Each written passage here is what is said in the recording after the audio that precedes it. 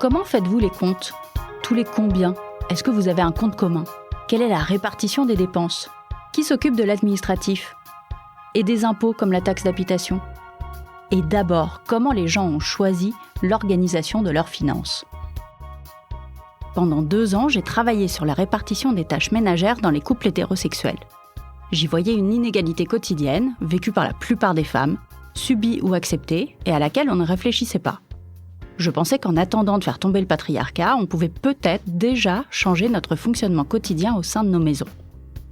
J'en ai fait un livre, intitulé « Libéré » EES, et pendant la promo, je répétais souvent qu'au fond, celui ou celle qui en fait le moins à la maison, c'est celui ou celle qui gagne le plus d'argent. Vous aurez compris qui est souvent celle et qui est souvent celui. J'ai interrogé des gens de mon entourage et j'ai découvert que l'homogénéité sociale avait des limites. Chaque couple a sa propre manière de faire. J'ai également découvert que l'argent avait un sexe et qu'on était les descendantes d'une longue histoire. Vous avez sans doute déjà été en couple. Qui payait quoi ? Est-ce qu'il y avait un maître ou une maîtresse de l'argent ? Une nouvelle fois, j'ai pris mon propre couple comme objet d'étude. C'est vrai que je gagne moins d'argent que mon compagnon et que j'en fais plus dans la maison. Mais combien chacun investit réellement dans la vie familiale en argent et en non-argent ? Je me suis aperçue que c'était un angle mort de ma réflexion, alors je me suis demandé comment chez moi on fonctionnait avec notre argent. Et je n'ai pas été déçue. Je m'appelle Titiou Lecoq et vous écoutez Rends l'argent.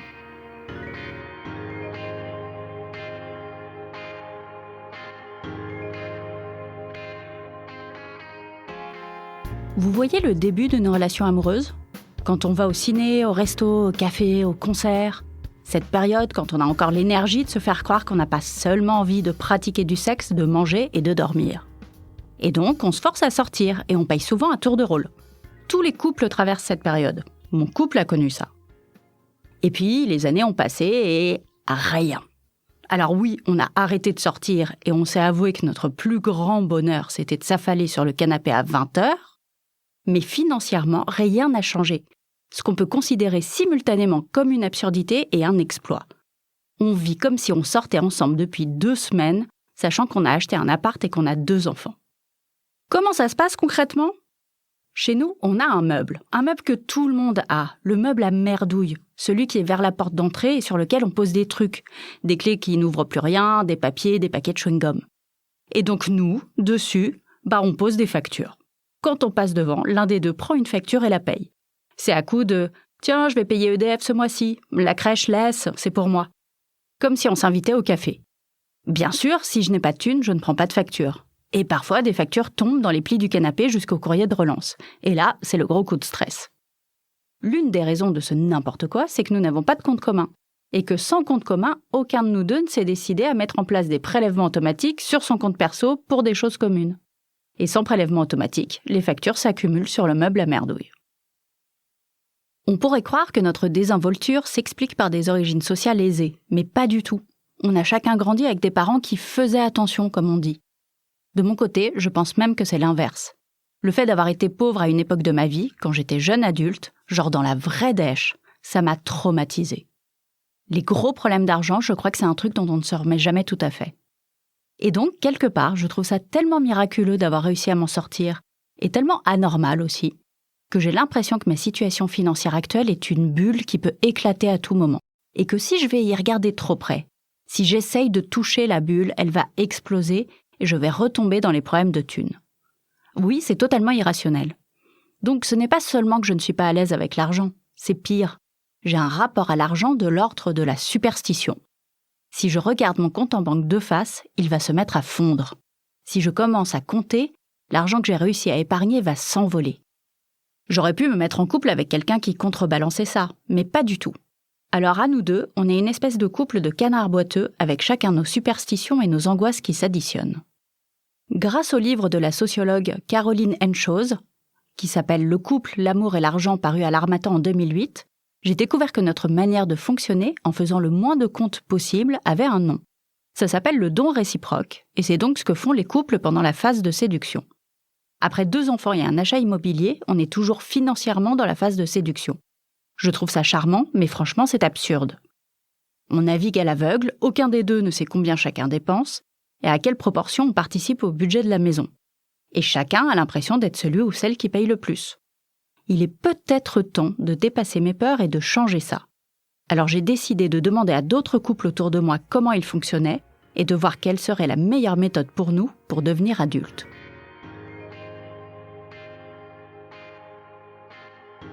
Je suis mariée avec le même homme depuis X années. Dans mon couple, on n'a pas eu de problème d'argent. Ça n'a pas été une discussion? Non, ça n'a pas été une discussion. On a fait un vrai mariage d'amour, mais tout le monde, hein, quand on commence, c'est toujours un peu comme ça. Et je travaillais avant mon mari. Moi, j'ai passé la grecque, j'étais prof, je l'ai rencontré après. Ouais. Très bien. Quand on s'est marié, qu'est-ce qu'on fait? On s'est dit, on fait la communauté des biens, évidemment. Vous venez d'entendre Michèle Perrault, l'immense historienne, spécialiste à la fois du monde ouvrier et de l'histoire des femmes. J'ai eu la chance de l'interviewer pour ce podcast. Et même Michèle Perrault, elle n'a jamais parlé d'argent avec son mari. À quel moment dans la vraie vie un couple s'installe à une table et parle fric? Qui se décide à ouvrir un compte commun? Qui passe une soirée entière à faire des comptes pour savoir combien chacun versera? Pour répondre à ces questions, j'attendais beaucoup de Cécile et Julien. Ce sont mes amis, ils sont ensemble depuis 12 ans, ils sont même mariés. Ils ont la trentaine, un appartement et une petite fille. Ils se sont rencontrés à l'école de journalisme, mais depuis, Julien est devenu développeur informatique. C'est le couple autour de moi qui me semblait avoir le plus réfléchi à ce sujet. Il y a quelques années, Cécile m'avait stupéfaite en me parlant d'un tableur Excel qu'ils avaient fait. Alors, je suis allée les interroger. Attention, vous entrez dans une discussion d'adultes vraiment très adulte. Je pense qu'on avait pris un compte commun quand on a acheté ensemble aussi. Non, mais on avait fait un compte commun juste pour le prêt. Non, mais je pense qu'on s'est dit c'est trop idiot parce que tu crois qu'on avait un compte commun? Oui, parce que tes parents déjà ils comprenaient pas qu'on n'ait pas de compte commun alors que ça faisait 6 mois qu'on était ensemble. Mais non, c'est vrai. C'est un peu ça. Non, mes parents ils comprenaient pas qu'on n'ait pas de compte commun alors qu'on a acheté une maison ensemble. Enfin, ils étaient en mode vous êtes ensemble quoi. Tu vois, faut arrêter de croire que vous êtes pas ensemble. Oui, non, je pense ils disaient ça gentiment, mais ils se foutaient complètement de notre gueule en fait, en essayant de pas le montrer incompréhensible pour eux quoi. Parce que je crois que eux ça fait très très longtemps qu'ils sont ensemble, ça fait 30 ans ou un truc comme ça. Oui, mais on a dû se dire, c'est vrai que ça n'a pas de sens d'avoir un compte commun pour le prêt de la maison qu'on achète ensemble et de pas avoir de compte commun courant. Ce qu'on a fait rapidement, parce qu'on avait fait des ratios et tout ça, on avait fait des calculs. Oui, moi j'ai un souvenir d'un truc hyper qui m'avait vraiment époustouflé quoi. On avait fait avec le notaire, puis avec ma mère justement, qui avait fait un spreadsheet Excel. Ah ouais. Ouais, ma mère avait fait un spreadsheet parce que justement on se posait la question de qui apporte combien, donc qui a combien de la maison, puisqu'on passait par le notaire qui en plus est le notaire de mes parents donc. Oui, et comme toi t'avais plus d'apports et que moi je gagnais plus d'argent, moi ça m'intéressait de rembourser plus pour rééquilibrer un peu le prêt. Pour être plutôt à 55-45 que à 70-30, tu vois. D'accord. Et donc du coup on doit encore l'avoir quelque part, ce Google Sheet. On l'a sûrement, en plus tu sais, je crois qu'on l'a mise à jour quand on a fait un remboursement anticipé. Pour justement réajuster les pourcentages. Mais on faisait pas des calculs juste pour le prêt, on faisait des calculs. Moi je gagnais plus d'argent. Moi je gagnais plus d'argent, donc je contribuais plus aux dépenses communes. Ah, tu t'en souviens plus? C'est toi qui payais moins. Forcément. Pas du tout. Non, alors, Julien invente. Voilà comment ça se passait. Avant qu'on achète une maison ensemble, quand on était coloc, quand on vivait ensemble en concubinage. En concubinage. Je m'en rappelle très bien parce que tu gagnais plus d'argent que moi et qu'on devait acheter des meubles, un grand placard, et que tu avais payé le placard parce que j'avais moins d'argent. Et tu m'avais dit, mais y a pas de problème, je gagne plus d'argent. Quand ça changera, ça changera. Et après, t'avais acheté une grande télé, et moi, je m'en foutais de la télé, du coup, t'avais aussi payé pour ça. Parce que j'étais là, j'ai pas envie de dépenser ça pour la télé. C'était un souci de justice, je pense, avant tout. De toute façon, c'est toujours ça. Oui, mais sauf que bon. Pour toi, en tout cas. Oui, c'est ça. Je trouvais ça juste que je savais même pas si tu gagnerais plus que moi. Si, je pensais que tu gagnerais plus que moi un jour, peut-être, parce que. Je pensais qu'on gagnerait pareil, en tout cas. Et quand on s'est mis à gagner pareil, moi, j'ai rien fait. Jusqu'au jour où Julien m'a dit quand même, ça serait bien que, tu vois, on rééquilibre, les factures, les trucs comme ça, j'étais là oups, oui. Donc ça veut dire que les factures étaient pas équilibrées? Non, elles étaient pas équilibrées, tu payais plus que moi. Elles étaient justes. C'est bien ce que j'ai dit. Ouais. On notera tout de même que c'est la mère de Cécile qui a aidé le couple à faire un budget. Ce qui signifie qu'il y a une éducation à l'argent qui se fait dans certaines familles. Et moi, on ne me l'a jamais appris. Parce que aussi, par contre, il y a un moment où au moment où on a commencé le prêt, j'avais fait, là encore avec ma spreadsheet avec ma mère, mais j'avais fait, enfin tu vois, elle m'avait aidée, elle a fait mon budget, elle a fait le budget de 3 de mes copines. C'est vrai ? Ouais, Mais il faut qu'elle fasse mon budget. Mais je te dis, elle aime bien, en plus elle aime beaucoup aider mes copines, donc si je lui dis, si tu veux que tu l'aides à faire son budget, elle sera ravie.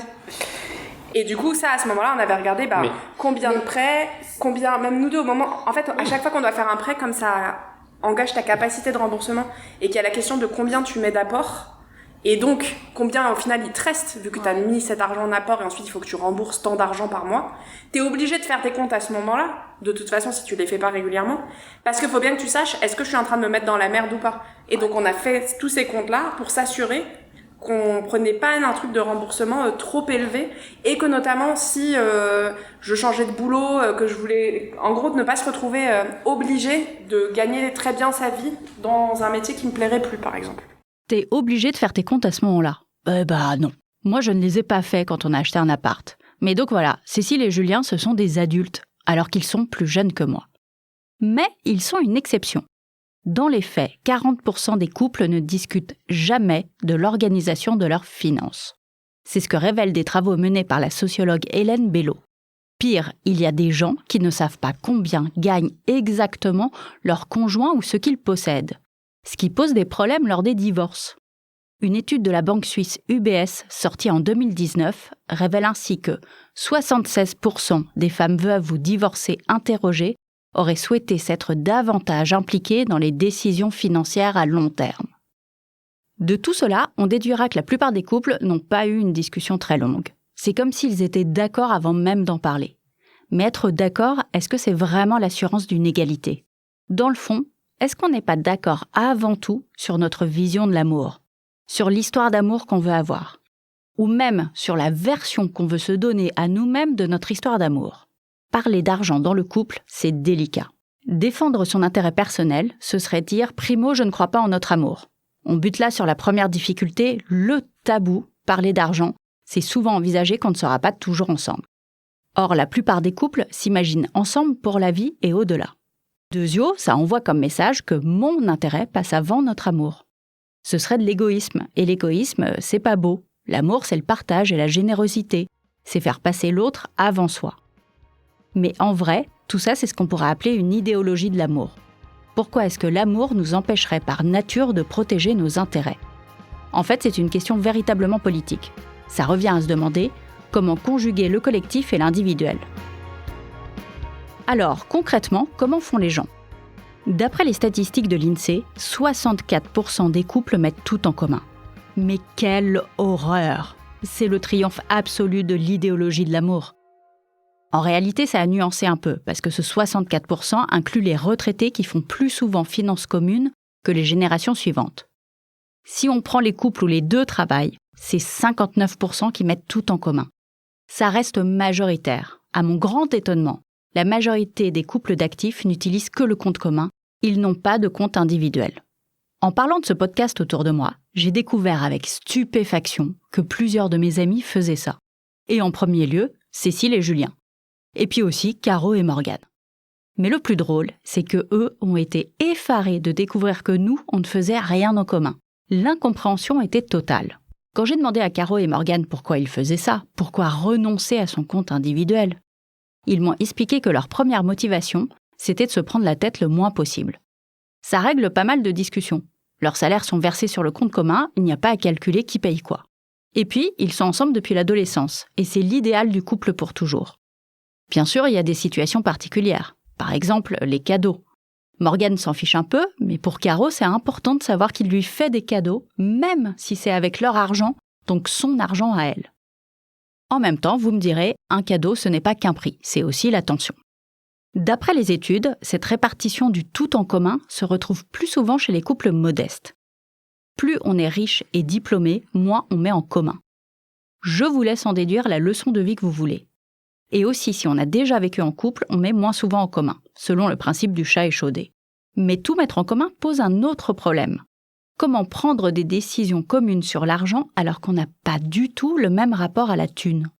Dans un couple, il y en a forcément un des deux qui est plus flippé du fric. Et en règle générale, les deux savent très bien qui c'est. Chez mes amis Julien et Cécile, ils sont d'accord, c'est Julien le stressé. Mais est-ce que vous avez le même rapport à l'argent ? Pas du tout. C'est terrible. Je peux décrire ton rapport à l'argent et tu décris mon rapport à l'argent. Ouais, vas-y. Tu vas partir, on va divorcer, tu seras contente. Non, mais t'as le droit d'être une mauvaise foi, y a pas de souci. Mais je suis pas de mauvaise foi. Julien est quelqu'un de anxieux par rapport à l'argent, névrosé par rapport à l'argent. On peut le dire. Non, on peut pas le dire, ok. Il est Non, je suis inquiet, ouais. Julien est inquiet par rapport à l'argent et ce que je veux dire, c'est que t'es inquiet d'une manière pas rationnelle. Non. T'es inquiet alors que rationnellement, tu sais que tu peux te payer ci ou ça. Des fois, tu te dis, est-ce que je prends un coca ? Non, je prends pas de coca parce que je sais même pas pourquoi. Attends, encore ces réflexions-là. Moi aussi, je les ai complètement. Non mais en y réfléchissant, moi je sais que c'est c'est lié à mon éducation quoi, que c'est effectivement moi j'ai grandi dans un environnement où j'avais l'impression qu'on n'avait pas beaucoup d'argent alors que on n'avait pas de problème. Enfin, ma mère était fonctionnaire, elle gagnait pas beaucoup d'argent, mais pas grâce, mon père il avait un salaire, ça va. Disons qu'on faisait jamais de folie quoi. On allait rarement au resto et tout ça, mais en fait, ça allait quoi, il n'y avait pas de souci. Et je sais par exemple que pour moi, le luxe absolu, et c'est l'un des premiers trucs que j'ai fait quand j'ai signé un CDI, c'était, avoir Canal+, c'était le truc de fou. On l'avait jamais eu et tout, c'était le délire. Et vraiment, le soir où j'ai signé mon CDI, premier CDI, je me suis abonné à Canal+, et d'acheter des biscuits de Lacre, tu sais, l'assortiment de la marque de Lacre, pas le truc. Et pour moi, c'était le luxe absolu, mais j'étais trop content. Je me revois dans les rayons du Franprix en me disant, trop bien, je peux me payer des de Lacre, tu vois. Oui, mais maintenant, parce que moi, je préfère toujours acheter les premiers prix maintenant. Alors, on a eu cette discussion tout à l'heure sur le supermarché, c'est-à-dire que je regardais, j'étais là, je voulais acheter de l'ail séché. Et j'étais un peu de l'ail en poudre. De l'ail en poudre. J'étais un peu deck parce qu'il y avait que de la marque. Et moi j'achète toujours la marque du supermarché parce que si ça existe et que c'est aussi bon, pourquoi je paierais le double ? Et c'est vrai que comme on en avait parlé un peu, c'est à ce moment-là que je m'en suis rendu compte que je faisais ça systématiquement quoi. Moi aussi, et moi je sais que ouais. Nous c'est pareil à la maison et ça m'énerve de voir des trucs de marque. Alors qu'il n'y a pas besoin. Mais en fait, évidemment, je pense un Coca, bah oui, tu vas pas acheter parce que c'est moins bon. Mais des trucs où c'est la même chose, mais franchement. je pense que ce qui me trouble, c'est que même si, comme tu dis, je veux dire, ta mère était fonctionnaire, tout ça, t'as pas grandi pauvre. Non, c'est ce que je dis. J'ai pas grandi mais pauvre. tu fais en fait, j'ai l'impression que t'as grandi en faisant attention aux sous, alors que j'ai pas l'impression. Ah si. On faisait attention. Vous faisiez attention aux sous. Ah oui, bien sûr.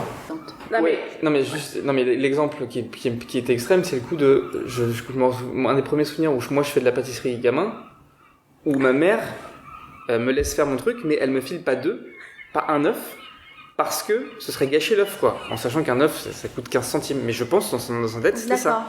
Et elle a grandi, fille d'immigrés, mon grand-père tailleur de pierre, ma grand-mère couturière, ils étaient, je sais plus, 7-8. Et du coup, bah oui. Là, oui, ça s'est transmis, bien sûr. Ça s'est transmis. L'argent, c'est aussi une question de famille, de trauma qu'on se coltine. Mais alors comment ne pas s'engueuler quand on ne partage pas les mêmes névroses ? Quand on fait compte commun comme eux, comment gérer les dépenses de l'une et les angoisses de l'autre ?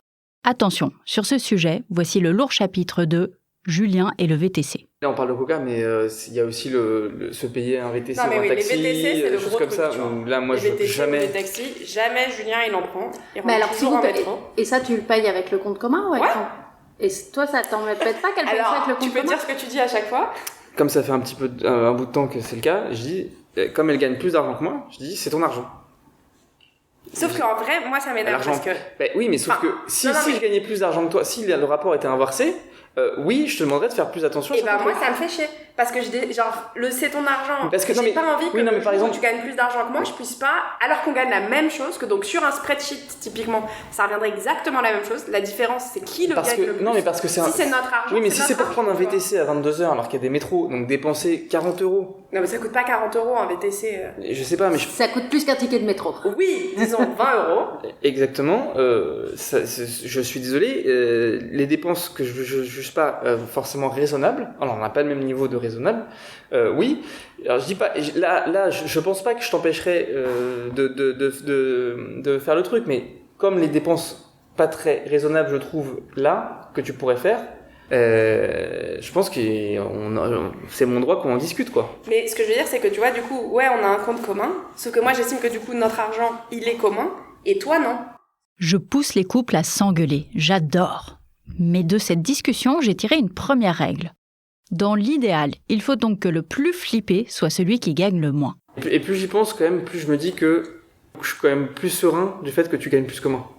Parce que du coup, effectivement, ça me dérange moins que tu dépenses plus que moi. Ah oui, tu veux dire, on serait peut-être... Ouais, on aurait peut-être des problèmes si je gagnais plus que toi. Ouais. Si le plus inquiet des deux est celui qui gagne le plus, c'est un problème. Je pense que l'équilibre, c'est effectivement de... Mais c'est pour ça que j'ai décidé de gagner moins. Voilà, non, mais c'est une bonne solution. Non, mais du coup, c'est vrai que ça me dérange moins, mais je pense qu'effectivement, ce serait un peu plus... Parce que du coup, moi, même si c'est une névrose et tout ça, enfin, je me restreins finalement. Enfin, je vais pas m'octroyer certains, même des petits plaisirs ou des trucs comme ça. Non, mais tu vois, t'as déjà fait 1 heure à pied pour rentrer de je sais pas où plutôt que de prendre un putain de VTC alors que les métros étaient fermés. Par exemple, pour moi, ça me dépasse. Non, mais moi, j'ai cette discussion avec mon petit frère aussi, tu vois, qui, quand il était jeune, quand il avait 20 ans, prenait des VTC, alors que moi, jamais de la vie, j'aurais pris un VTC à 20 ans. Mais déjà, ça n'existait pas. Les taxis, ça coûtait plus cher. Mais genre, effectivement, je traversais Paris, je marchais 2 heures à 5 heures du mat. Mais voilà, mais ça me paraît logique et je le referais aujourd'hui, quoi. Mais ce que dit Julien, et moi aussi, c'est quelque part que l'argent, c'est sale. Je suis certaine qu'il doit bien y avoir des psys qui ont établi un rapport entre l'argent et le caca. Évidemment, force est de constater que l'argent, c'est pas sale pour tout le monde. Mais moi, ça me gêne. Je suis mal à l'aise avec le fric. Et je suis pas la seule. Or, dans le couple, c'est comme si on était placé sous la surveillance de l'œil de l'autre, surtout quand on fait argent commun. Ça pose le problème de la transparence et de son inverse, le mensonge. C'est un peu devenu ma question préférée à poser à des couples. Vous devriez essayer. Demandez à des amis s'ils ont déjà menti à leur conjoint ou leur conjointe sur le montant d'un achat. Voici ce qui s'est passé quand j'ai posé la question à un autre couple d'amis, Marion et François. Ils ont chacun des comptes en banque individuels, et donc a priori, ils font ce qu'ils veulent de leur argent personnel. Est-ce que vous avez déjà menti à l'autre sur le prix de quelque chose d'un achat ? De pas donner, tu vois, de dire un peu moins que ce que ça a vraiment coûté. Un petit peu moins. Moi, je suis un peu collectionneur, j'achète plein de films, plein de bouquins, je peux acheter des trucs, des éditions rares, machin, des trucs, tu vois, des trucs que je peux commander aux États-Unis, des films, machin comme ça. Et c'est vrai que quand la personne n'est pas dans ce délire-là, elle peut dire attends, t'as acheté ce truc-là, mais c'est complètement con. Mais en même temps, tu fais toujours avec ton compte à toi, donc moi je m'en fous. Oui, mais tu peux quand même, la plupart des gens disent non, mais une espèce de gêne, quoi, d'avoir mis. Non, parfois ce que je fais, c'est que je commande des trucs et au lieu de les faire livrer ici, parce que parfois j'en commande beaucoup, j'abuse un peu, quoi. Et je pense que Marion va se dire putain, ouais, franchement, ça fait 3 jours de suite que tu reçois tes trucs, là c'est quoi, là c'est film et tout. Et ben je les fais livrer dans des points relais, comme ça j'y vais, je le fous dans mon queue, je le fous dans la bibliothèque. Ok. Et toi, non ? Je fais pas ça. Toi, non. Ça t'est jamais arrivé ? Non, honnêtement, je dis pas que ça m'est jamais arrivé, mais là, ça me vient pas. Non, la blague, c'est qu'en fait, effectivement, ils commandent énormément de films. Et du coup, mais pour moi, c'est vraiment une blague. J'ouvre la boîte aux lettres, je fais quand ça, et les abonnements, mais bon, ça, c'est du coup, une fois que c'est fait, mais et les abonnements à des revues, quoi. Donc des livres, des revues et des films. Et en fait, je sais pas, il y a au moins 2 jours sur 3 où tu ouvres la boîte aux lettres et t'as une petite enveloppe un peu épaisse avec un truc de François dedans. Et il est arrivé 2-3 fois, mais vraiment pour la blague, que j'envoie une photo, je dis ah bah ça va, on se fait encore plaisir, etc. D'où, à mon avis, du point relais, mais ce que je veux dire, je te le dis devant ce micro, je m'en fous en fait. Tu fais vraiment ce que tu veux, tu vois. C'est moi par rapport à moi. Hein, Oui, non, mais c'est ça. En vrai, c'est nous qui avons honte par rapport à nous-mêmes. Et là, si vous voulez du scoop, même Michel Perrault a menti sur le prix de ses achats à son mari. Malgré tout, c'était quand même un peu mon mari qui avait un œil sur les comptes, hein, et avec une certaine anxiété, disant faut faire attention, etc. Ce qui m'a parfois amené, moi qui suis pas du tout comme ça. Moi, je serais plutôt un peu comme ça, hein, tête dans l'air. En fait, pas du tout, mais bon, à parfois dissimuler des achats. C'est une question que je posais au coup Hein? que je vais... Voilà, est-ce que vous avez déjà menti sur le montant d'un achat ? Oui, d'un pull, absolument. d'un truc. Oui, absolument. Mais je pense que tout le monde l'a fait, toutes les femmes l'ont fait. Absolument, vraiment, toujours, jamais dans des mauvaises intentions, ni des mauvaises situations, mais par exemple, m'habiller. Je suis toujours habillée plus que mon mari. C'est vrai que son budget vêtements étaient infiniment inférieurs aux miens.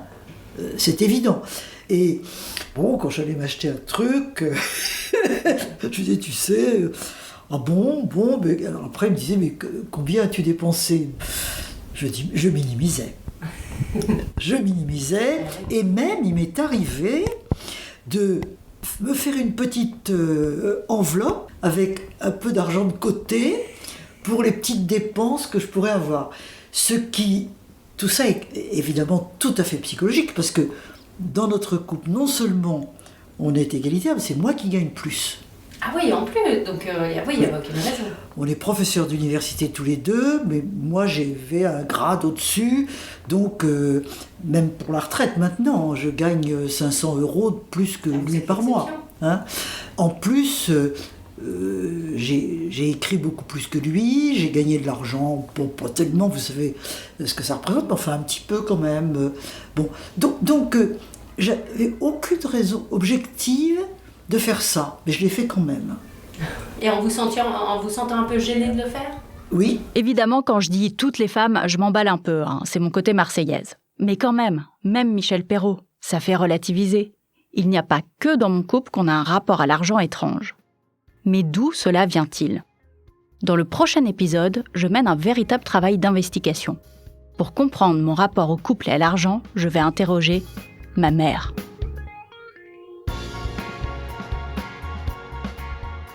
Vous venez d'écouter Rends l'argent, un podcast de Titiou Lecoq, produit et réalisé par Slate.fr, sous la direction de Christophe Caron et Benjamin Ours, avec Aurélie Rodriguez.